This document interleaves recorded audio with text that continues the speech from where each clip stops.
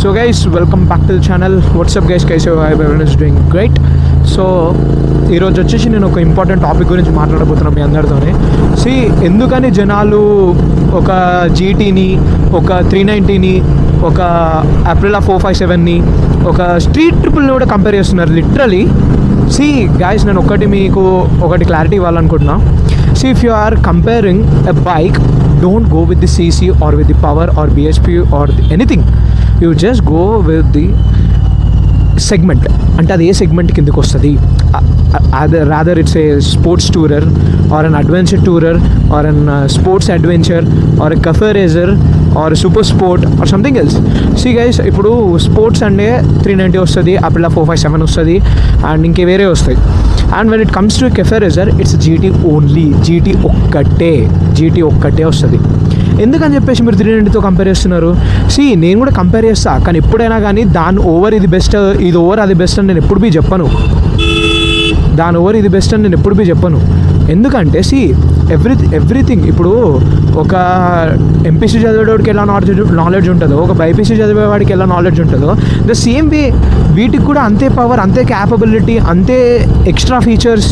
Lexus ma'am, look at the car. అబ్బా, వేరే level అసలు. సిడెన్స్లో దీన్ని కొట్టేది ఉండదు అసలు, even S class some times. So ఏమన్నా అంటే, please do not compare. Super sport అంటే ఇప్పుడు స్ట్రీట్ ట్రిపుల్ వస్తుంది, Z900 వస్తుంది. అలా ఇప్పుడు స్ట్రీట్ ట్రిపుల్ 675 cc ఉన్నంత మాత్రాన 15 cc ఎక్కువ ఇప్పుడు జీటీ దానంత స్పీడ్ పోవాలంటే no man, no, it's definitely not possible.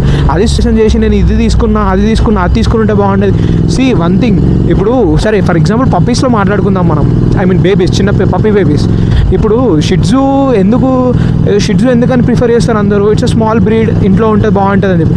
అందుకని చెప్పేసి గోల్డెన్ రెట్రీవర్ ప్రిఫర్ చేయడం అనేది కాదు. గోల్డెన్ రెట్రీవర్ పెద్ద ఉన్న ఫ్రెండ్లీ ఉంటుంది. The same way even it's heavy, ఇప్పుడు జీటీ హెవీ ఉన్నా కానీ అంత స్పీడ్ వెళ్తుంది. Okay, accept the truth. ఎందుకని చెప్పేసి జీటీని డిస్కరేజ్ చేసుకుంటూ మాట్లాడతారు. అది ఎవరని కానీ స్పెసిఫిక్ ఒకరి గురించి మాట్లాడట్లేదు ఈ వ్లాగ్లో. నేను ఈ మధ్య చాలా చూశాను అది. So it's not the way కదా. ఇప్పుడు ఎంపీసీ చదివినోడికి వెళ్ళి ఆపరేషన్ చేయరా అంటే చేయలేడు. ద సేమ్ వే, అరే స్ట్రీట్ ట్రిపుల్ నీకన్నా 15 cc ఎక్కువ, నువ్వు 275 బోరా, 250 బోరా అంటే ఏడికెళ్ళి పోతుంది GT. It's made like that. ఇందులో వచ్చే బీటింగ్ కానీ, ఇందులో పిస్టన్స్ ఎక్కువ ఉంటాయి ఇందులో. ఇంకా నేను అర్జున్ అన్నతో ఒకసారి కూర్చొని డిస్కస్ చేస్తే నాకు తెలుస్తుంది. ఇంకా చాలా ఉంది అర్జున్ అన్న దగ్గర కొంచెం నేర్చుకున్నది ఉంది. అవన్నీ నేర్చుకున్నాక మాట్లాడదాం. కంప్రెషన్ రేషియో అని ఉంటుంది, ఫ్యూయల్ కంప్రెషన్ రేషియో అని ఉంటుంది, పిస్టన్ పవర్, పిస్టన్ పంపింగ్ అని ఉంటుంది. డిఫరెంట్ ఉంటాయి అవన్నీ నేర్చుకుని మాట్లాడదాం మనం. ఎందుకని చెప్పేసి అనవసరంగా కాంట్రవర్సీలు చేసుకుంటున్నారు. జీటీ వేస్ట్ అని మాట్లాడుతున్నారు మీరు, నాకు అర్థం కాదు. జీటీ ఎప్పటికైనా వేస్ట్ కాదు. It's a top notch bike ever. అది మాత్రం గుర్తుపెట్టుకోండి. When it comes to cafe racer, ఇప్పుడు ఏంటది స్ట్రీట్ ట్విన్, అది కెఫే రేజరా కాదు ఒకసారి కమెంట్లో చెప్పండి. ఎందుకంటే నాకు ఇప్పుడు కరెక్ట్ టైంకి బ్రెయిన్ పని చేయదు. నాకు ఇలాంటివన్నీ చూసి దిమాగ్ ఖరాబ్ అయిపోతుంది. సో ఇది అనమాట సీన్. సో బేసికలీ కొంచెం ఆలోచించి చేయండి కదా. ఎందుకంటే you are being on a socialized community, socialized ప్లాట్ఫామ్కి నువ్వు వచ్చినావంటే నేను 10 మంది చూస్తారు. ఆ 10 మందిలో 5 మంది నేర్చుకుంటారు, ఇంకిద్దరు ఇంప్లిమెంటేషన్ చేస్తారు. అట్లాంటిది నువ్వు నేర్చుకొని ప్రాపర్గా చెప్పు. ఇప్పుడు నేను 390 మీద వ్లాగ్ చేస్తా, నా వ్లాగ్లో 390 చాలా ఇన్వాల్వ్ అయి ఉంది. నేను పర్సనల్గా చెప్పిన ఏమని, నాకు 390 కొంచెం ఫాస్ట్గా అనిపించింది రా భయ్ జీటీ కన్నా ఇనిషియల్స్లో, కానీ తర్వాత జీటీ కొట్టేసి అలాంటివి చెప్పండి భయ్. ఎందుకని చెప్పి ఇప్పుడు ఎంటీ నడిపించినా నేను ఎంటీ చెప్తా, అరే ఎంటీ చాలా బాగుందిరా, ఈజీగా ఉందిరా ఖర్చు కొట్టడానికి అని చెప్పేసి. ఒక మనిషి నీకు కాల్ చేసి మామ ఏ బైక్ బాగుంటుంది మామ అని ఇట్లా 4-5 అనుకోండి, మీకు మీ పర్సనల్ చాయిస్ ఏది బాగుంటుందో అది చెప్పకండి. మామ నా పరంగా ఇది బెస్ట్ మామ, నువ్వు వెళ్ళి 4 బండ్లు అనుకున్నావు కదా, నువ్వు ఆ 4 బండ్లు టెస్ట్ డ్రైవ్ చేయి, నీ డ్రైవింగ్ స్టైల్కి, నీ కంఫర్ట్కి ఏది సెట్ అవుతుందో అది తీసుకో మామ అని చెప్పండి. అంతేగాని వద్దు మామ ఇంకో 5 లక్షలు పెట్టు, ఈ సేమ్ సీసీ సెకండ్ హ్యాండ్లో కొనుక్కో, అట్లా పోతుంది ఇట్లా పోతుంది, అవన్నీ వద్దు మామ, మనకి వద్దు. వెళ్ళు మామ, నువ్వు నీకు ఏది నచ్చుతుంది కొనుక్కో. నీకు ఏది ఇదేంది ఓకే బిహెచ్ఆ నెంబర్ ప్లేట్ గురించి మాట్లాడుతున్నాను. సో నీకు ఏది నచ్చుతుందో మామ, నీ డ్రైవింగ్ స్టైల్కి ఏది సూట్ అవుతుందో అది వెళ్ళి కొనుక్కో, అట్లా కాదని చెప్పేసి మాట్లాడండి, సరేనా? కానీ అంతేగాని ఇది ఇంత పోతుంది అదంతా పోతుంది, ఇది ఇట్లా కట్టు కొడతాయి, ఇవన్నీ ఉన్నాయి ఇప్పుడు 650 cc, ఇప్పుడు నీకు ఇది మా అంటే 4.5 లక్షలకు వస్తుంది అనుకుందాం ఎక్కువ. స్ట్రీట్ ట్రిపుల్ 675 సెకండ్ హ్యాండ్లో 5-6 ఏళ్ళ బండి నీకు వస్తుంది 6-7 లక్షలల్లా. ఎంత జమీన్ ఆస్మాన్ ఫరక్ లేదా చెప్పండి? ఎగ్జాంపుల్ అంటున్నా, దాంతో కంపేర్ చేసినారని నాకు తెలిసింది కాబట్టి నేను పర్సనల్గా చూడండి, నాకు తెలిసింది కాబట్టి నేను చూసిన అంతే. అది మాట్లాడుతున్నా ఇప్పుడు, సారీ, తెలిసింది కాబట్టి మాట్లాడుతున్నా. ఇప్పుడు 390 సీసీ అయినా జీటీ కాంపిటీషన్ ఇస్తాను బాయ్, అది స్పోర్ట్స్ సెగ్మెంట్ బాయ్, పక్కా ఇస్తుంది. ఇప్పుడు స్కెచర్స్ ఉన్నాయి, క్రాక్స్ ఉన్నాయి, స్కెచర్స్కి క్రాక్స్కి జమీన్ ఆస్మాన్ ఫరక్ లేదా?